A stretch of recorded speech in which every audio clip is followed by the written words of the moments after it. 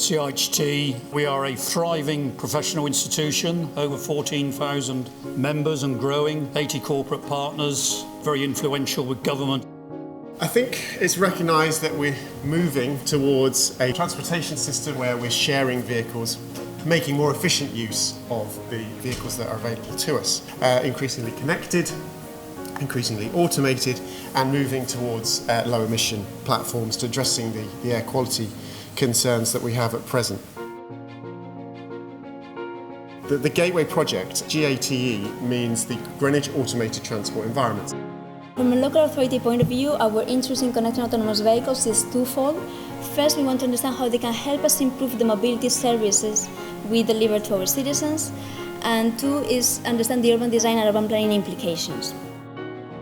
We are a multi-skilled bunch of people. There's an insurance company there, there's an energy company, there's technologists, and all of these people felt that we couldn't just inflict a new technology on people without actually understanding their needs, their wants, and their aspiration.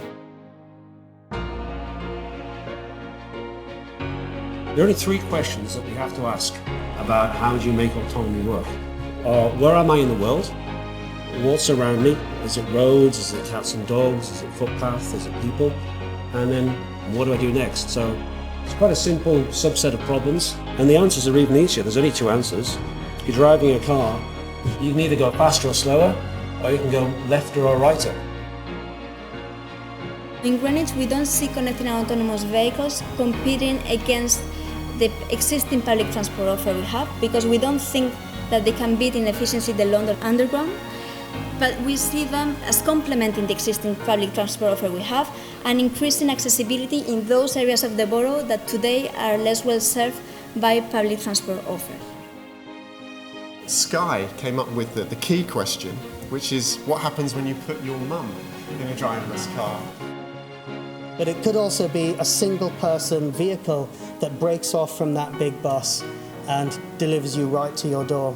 If you think in geographic Europe, when you say someone with disabilities, everyone thinks wheelchair user because that's the symbol.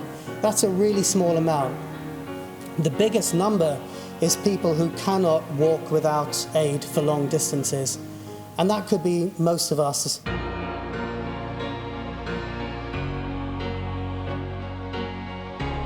And if vehicles are constantly moving, it means that we can also make a much more productive use of the space, because we could eliminate all the parking spaces in cities, and that space could be allocated to other uses. Quite often when we're designing things, we get very serious, and we forget about things like play, like mischief, like wit. And I think with this project, it's something we want to explore. Bottom right gives you some of the idea of the sort of testing that we do in a private environment before we take the cars out on the street. So initially we use objects like big rubber balls to roll the front of the vehicle. Then we use disposable employees like project managers. To get people to dream in this, not just to answer questions. Both are important. And then we also entered into vehicle design, and we got people to design vehicles.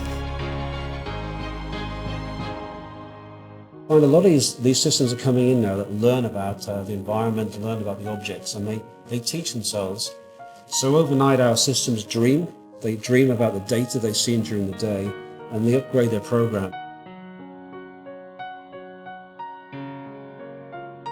A lot of people are really excited about artificial intelligence type software, because it appears that just by showing some software where people would drive, you immediately get this trajectory projected, which might be something you can follow.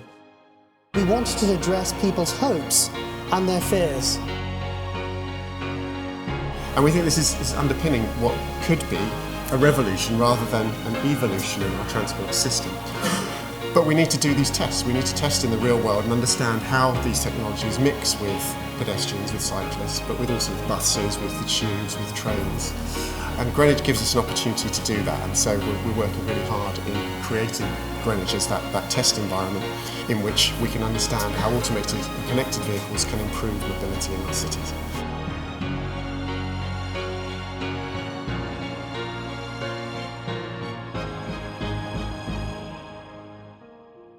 For me, it's been a a fascinating series of presentations which has really given me much food for thought, and I hope we can take that away as a profession, as an industry, and really start to have this debate about what it means for our work, what it means for society.